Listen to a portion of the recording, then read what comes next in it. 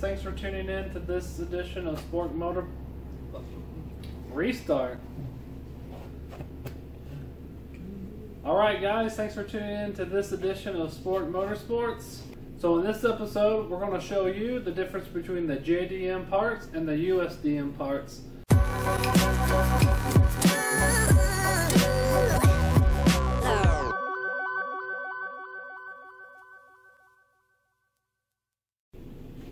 Alright guys, this episode is brought to you by JDM Engine Pro. The links are in the description below. Again, I mentioned them last time. They hooked us up with the awesome EJ205 JDM motor. And go check out all their links in their site and their stores. You see my surroundings are a little different. We got bumped out of the other shop I was using. And we got this place that I'm renting now. So we got a new home base. Hopefully it turns into more. Hopefully I can get into that more in the future. But as you see, the Subaru's in here. We got it all moved and all the parts moved over here today. We've been working this holiday weekend getting all the Japanese and US model parts. So if you want to see the difference between the USDM EJ205 or the EJ20 with the JDM EJ205 or EJ20, this episode is for you. I'm going to show you everything that's different with the EJ205 with our Japanese motor and American motor to help you understand what you need to swap when you swap yourself the JDM motor into your car. Alright guys, here is all the parts, and so I tried to go through get all the US and JDM model stuff, and there's definitely more than just a crank and a cam pulley to switch.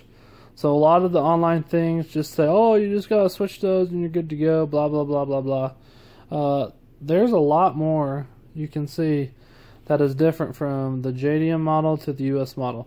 So I'm going to try to go through every part here on the board to show you what is different and why you need to switch it over. Okay, first things first, we're going to start with the cam and the crank sensor. So this is the Japanese model. You can see the different splines on this one, and that one only has 5 or 6 on the outside there. So that is why you have to change it, and you have to use the black sensors, not the Japanese red sensors. Your computer, US computer, will not read the sensor and will not read your timing, so it will not fire. That's why you have to change it. This one has 2 notches that reads. That one you can see there's a whole bunch. There's like 7 different notches on this one. So that is why you have to change your crankshaft and your top right intake cam pulley, and you have to switch them out. So another thing that's different, motor mounts. This one has the tit, that one does not. These are way more sturdier, metal base, plastic base. I'm just going to switch them all to that one anyways. I still want to keep the US model ones. So US, JDM, I like the US better. And so there's a few more things here. So this is all the coolant plumbing, and this comes out of the water pump. These ports right here on the sides. So they're different.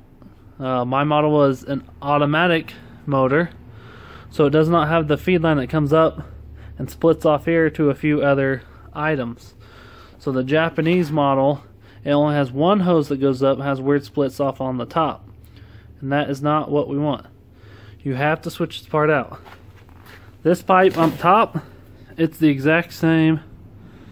Well, I thought it was the exact same as the JDM one, but the end is actually longer, and so you have to switch it out so you can have that curved hose to reach where it needs to.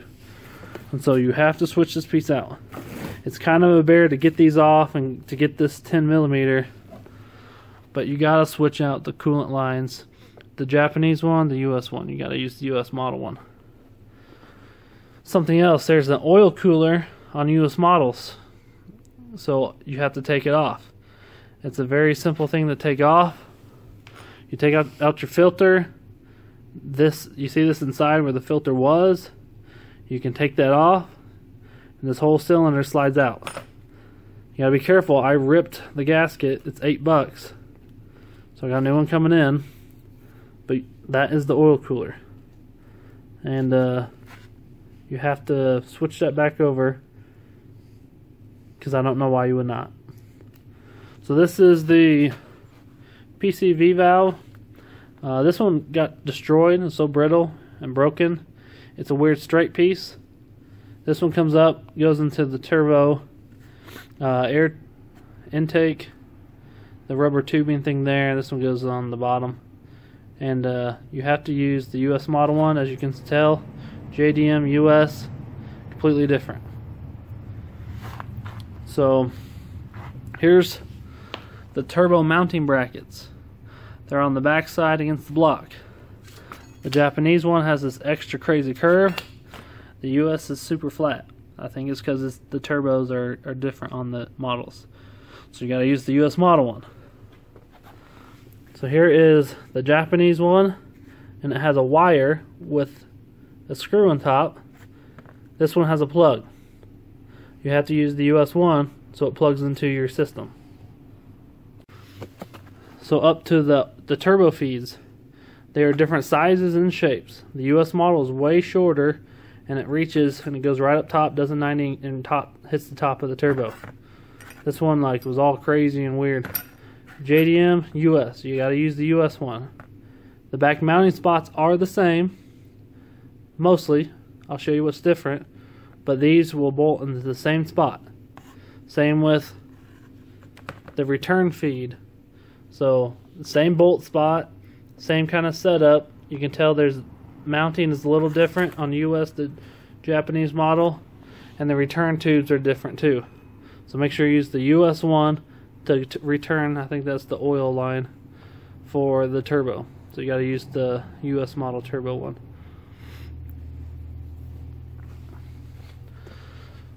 So the top mount brackets, you can definitely tell there's a big difference. The JDM motor that it came out of, the automatics have a smaller top mount because that's a smaller turbo, and so it's farther away. You have to use the top mount intercooler mounting bracket from the US model. So here's the top water jackets that sends the coolant from one side of the head to the other side with the temperature sensor. The sensors seem to be the same, but I'm not going to switch them. The difference is here. The US model, it comes straight out, and it has more volume. You can kind of see that there. So as you can see, this side is smaller compared to this one here. This one comes straight out, that one's on an angle. So that is what we want to use, the US one on that instead of the Japanese one. So make sure you switch them out. These pieces seem to be the same mounting spot, same angle, same kind of feed off thing. Another big difference, the NOx sensor. This is the Japanese one. I haven't taken off the other one. This one literally sits on with a bolt that came off of the it just kind of holds the bracket for the coolant lines on top of the block. So I didn't even realize I was taking it out when I did. It won't work. The other one's a screw and stuff from the US model. Also the Japanese water pump here. The housings are the same. The pumps are different. So I was freaking out because the oil cooler needs this here. This one doesn't have it. But I'm changing the water pumps. So that means you guys got to change the water pumps. You have to get a US water pump when you get your timing belt kit, because you need that little tit thing here to hook to this end of the tube here for the oil cooler. So you have to get a US water pump and switch it out, because the Japanese one doesn't have it and will not work. Alright guys, this is the back of the US block, and the turbo kind of mounts up here. And this is the coolant return line from the turbo. And this piece here is different from the JDM model one. And there's a bolt here that holds this little bracket that holds this in, but we can't figure out how to get this sucker out. We sprayed it, we shake it, we pulled it, we pried it, and it just doesn't look like it's going to come out. So let me show you the other one and show you what we're going to do.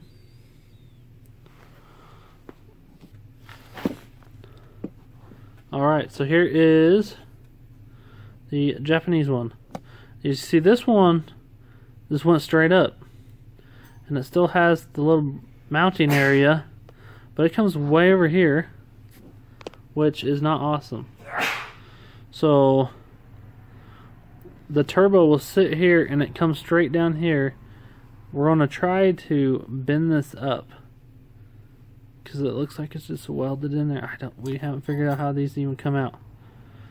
And so if we can get this bent up just a little bit right here, get it to turn up a hair, we can just do a little S shape of coolant. If we have to, I might have to come all the way around and do it, make a bigger loop. I don't want to do that much, but if that's what it comes to, that's what we'll do. But I definitely don't want to break this. I might have to cut it and flare it to make it less of a curve here. But that is the difference on that. Okay, so one more thing that goes with the oil cooler that sits right here is that little tit that goes in the bottom of the block.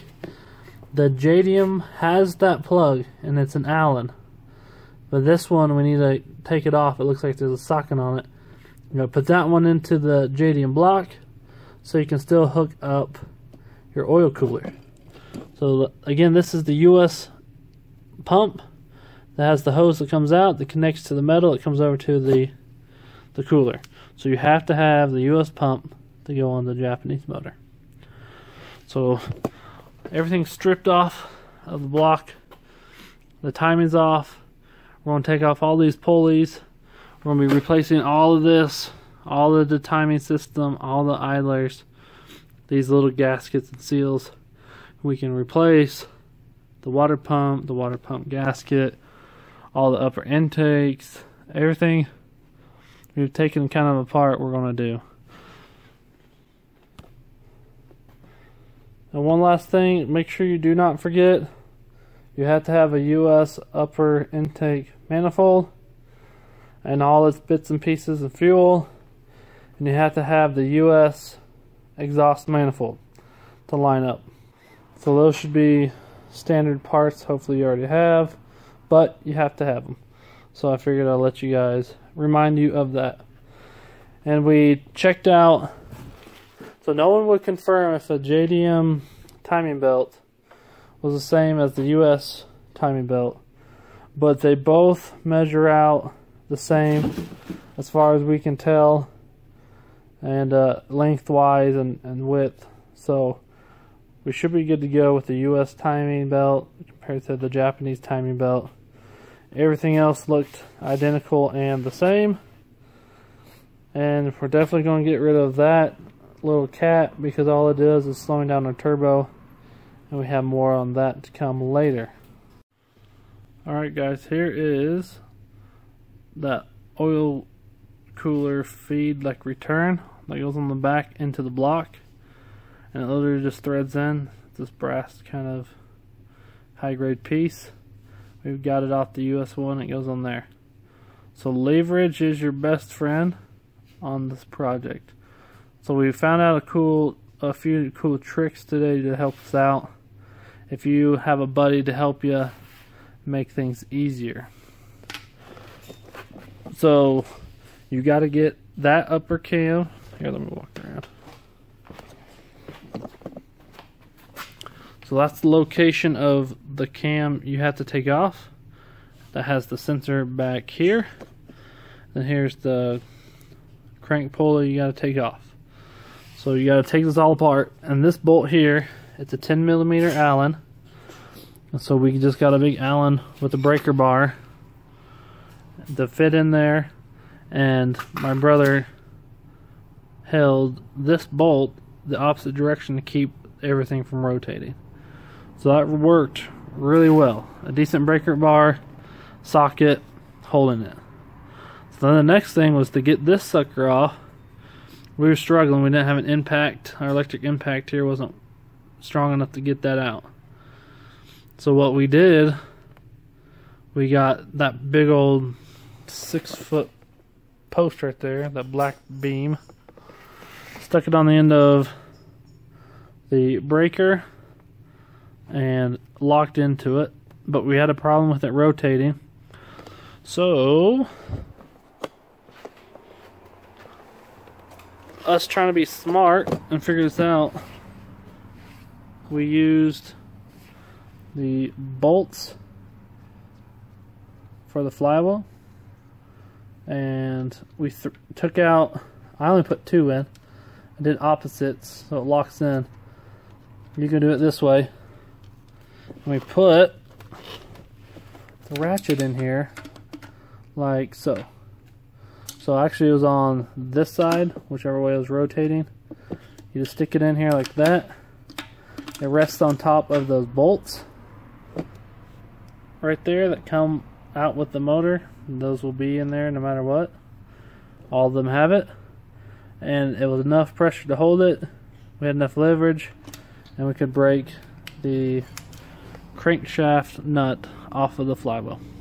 So those were some cool tricks, some tips for you to help you get some of those stubborn things off.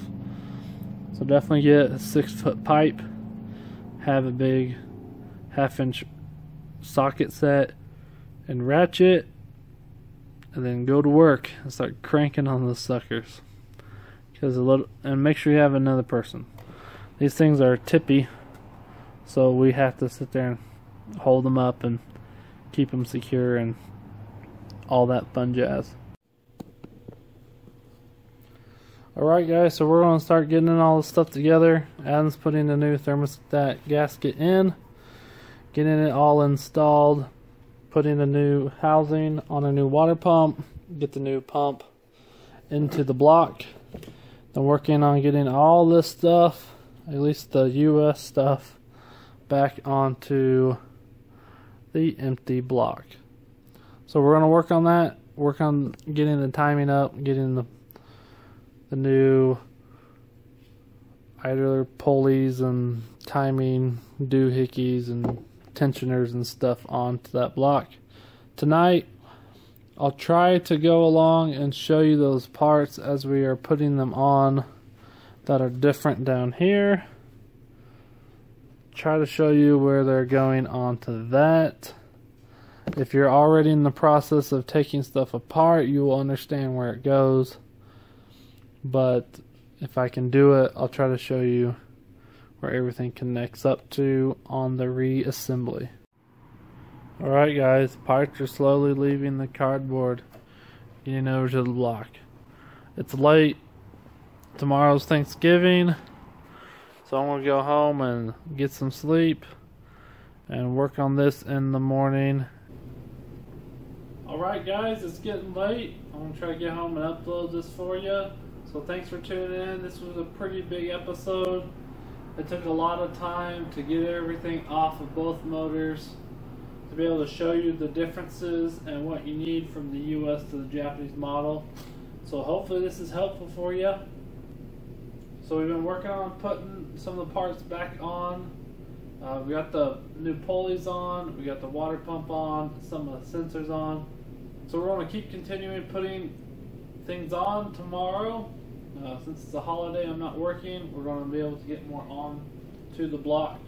So hopefully tomorrow I can work on it a lot or enough to almost get the block completed and be able to show you the completed work of the new Japanese motor with all the US parts attached to it. Still missing a couple gaskets and seals, so I'll be close to getting it done as I work on getting everything else back on. So again, make sure you're liking and subscribing. Follow along with this build. We got more to come as soon as the engine's done. We got a few more upgrades for it.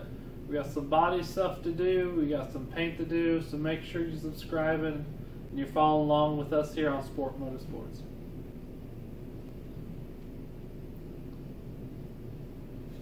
And again, thanks for the support. Check out all the links below. become a Patreon, support the page. Check out our Teespring page below.